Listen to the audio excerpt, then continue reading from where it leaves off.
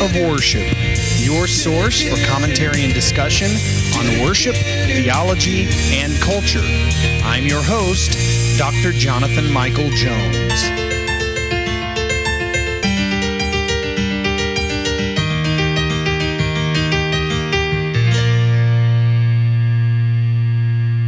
Hello and welcome to the Act of Worship podcast. This is Dr. Jonathan Michael Jones. Thank you for joining me today. We are here today in Psalm 130, still in the Songs of Ascent. That will go through Psalm 134. Most of these psalms, as this one is not attributed. They are not attributed to any particular author. A few of them are. We've seen Solomon, we've seen David. We'll see David in 131, and we will see David also in 133. And so many of these are anonymous. Psalm 130, this is a psalm, a complaint of a special kind, since the author does not ask for the destruction of the enemy, but merely turns to God for forgiveness of his own sins. Very unique. How often do the sins of someone else remind us of our own sins? I would say it happens more often than we care to admit. We spend so much time looking at the speck in someone else's eye, forgetting the plank in our own.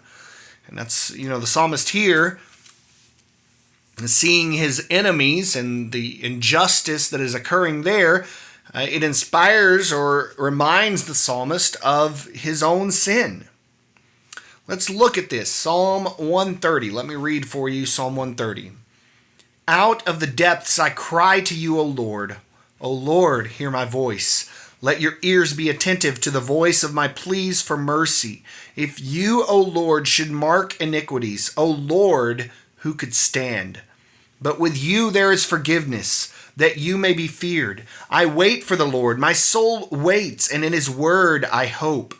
My soul waits for the Lord more than watchmen wait for the morning, more than watchmen for the morning.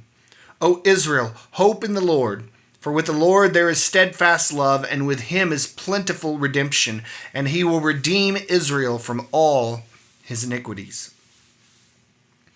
So the psalmist begins and says, out of the depths I cry to you. The allusion is to the deep waters of sorrow that overwhelm him.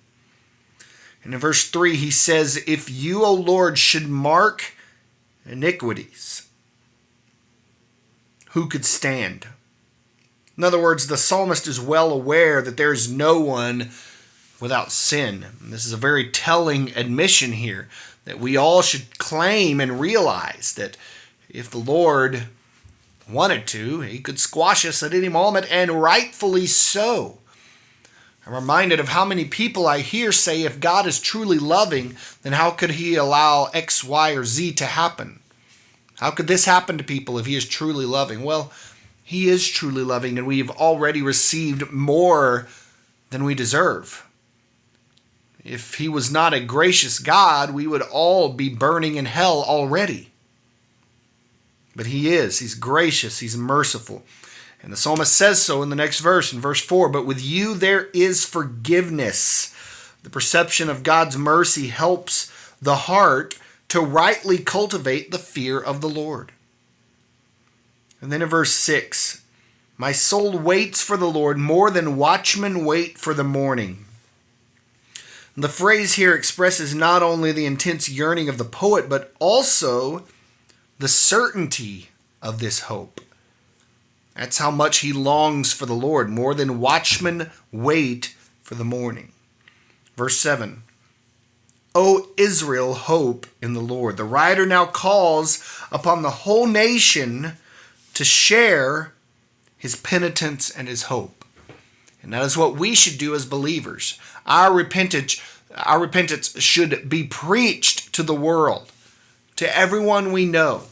We should preach the gospel not only to ourselves, but to others, and invite them. Help them realize the call to repentance that is extended to every human.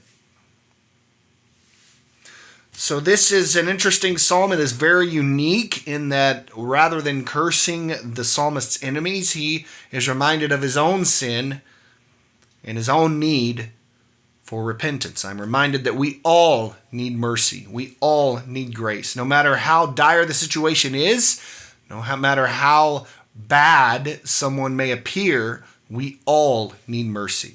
So here is Psalm 130 set to music. Thank you for listening today to the Act of Worship podcast. This is Dr. Jonathan Michael Jones.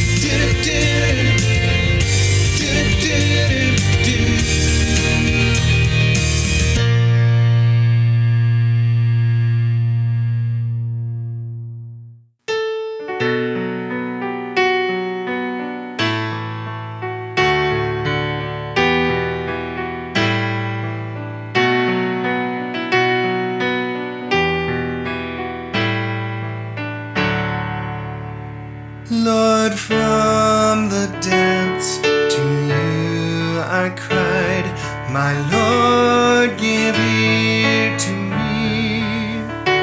Oh, hear my voice and listen to my supplicating plea, my supplicating plea.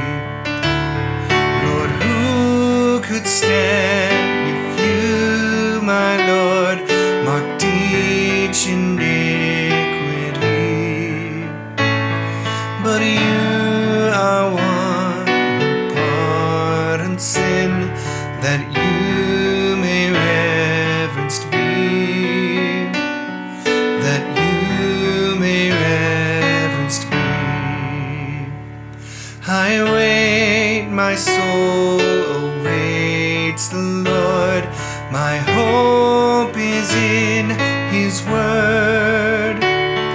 Yes, more than watchmen wait for dawn, my soul awaits the Lord, my soul awaits the Lord. O Israel, in the Lord saves grace.